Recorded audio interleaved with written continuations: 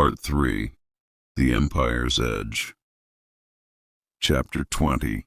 Fire Beneath the Banner. Serving the Ottomans did not mean safety. It meant scrutiny. Iskandar was given command of a mixed force, janissaries, irregular cavalry, and frontier volunteers. Many resented him. Some openly questioned why a nameless warrior had been elevated so quickly. He answered none of them. He trained them harder. Discipline became survival. Those who endured followed him without hesitation. Those who didn't were sent away or buried. Victory followed him like a shadow. Chapter 21. The Prince Who Watched. In Edirne, Prince Muhmmad, the Sultan's son, watched Iskandar closely. Muhmmad was young, sharp-eyed, restless. He studied maps like scripture and history like prophecy. "You don't fight for land," the prince observed one night.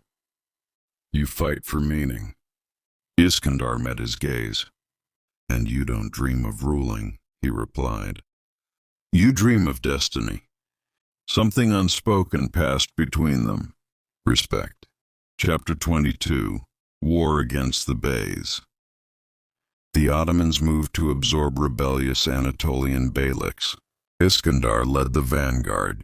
Cities surrendered without siege when his banner appeared. Others resisted and fell swiftly. He spared scholars, protected mosques, punished looters mercilessly. To some he became a symbol of justice. To others, a monster in disciplined armor.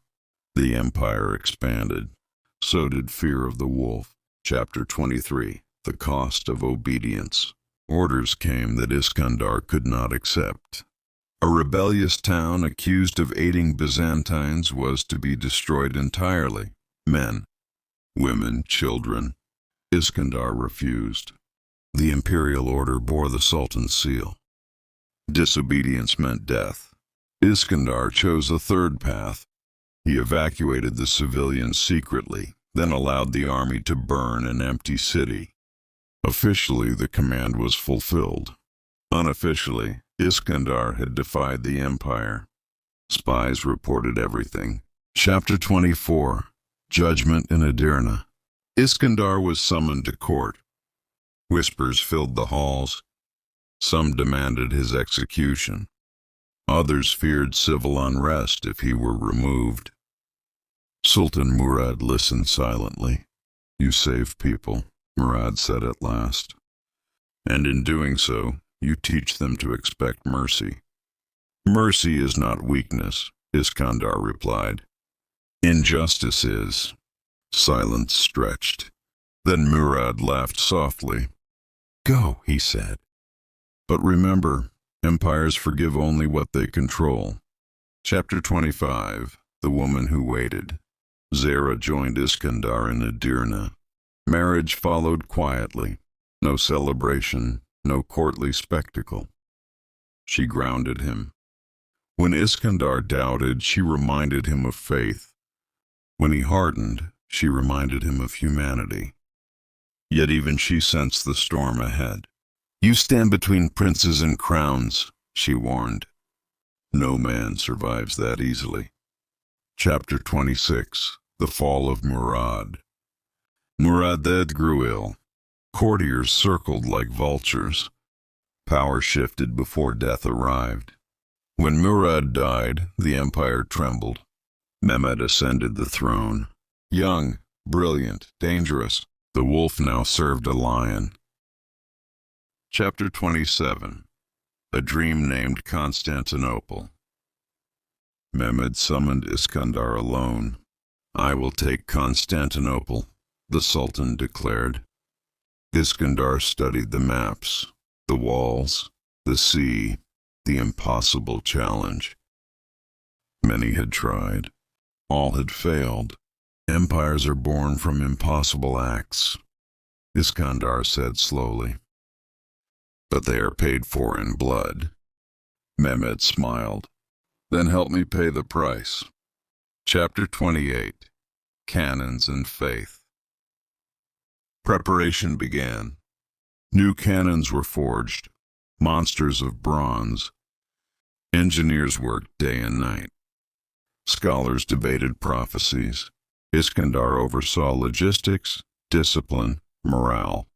He prayed at night. He remembered Sheikh Umar's words, "You will serve no throne until a throne kneels to you." The walls of Constantinople loomed closer with every step. Chapter 29.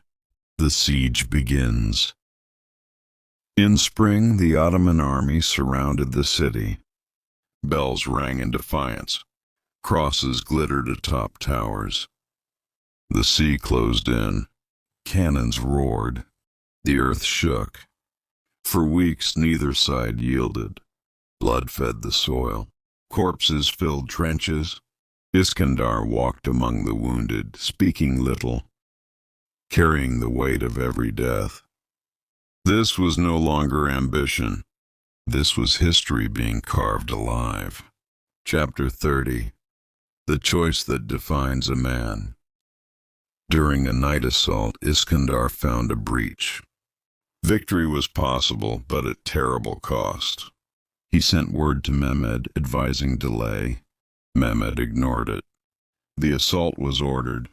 As soldiers surged forward, Iskandar stood at the edge of destiny. Obey and become the butcher of thousands. Refuse and become a traitor. Zara's face flashed in his mind. His father's voice echoed. Iskandar raised his banner and made his choice.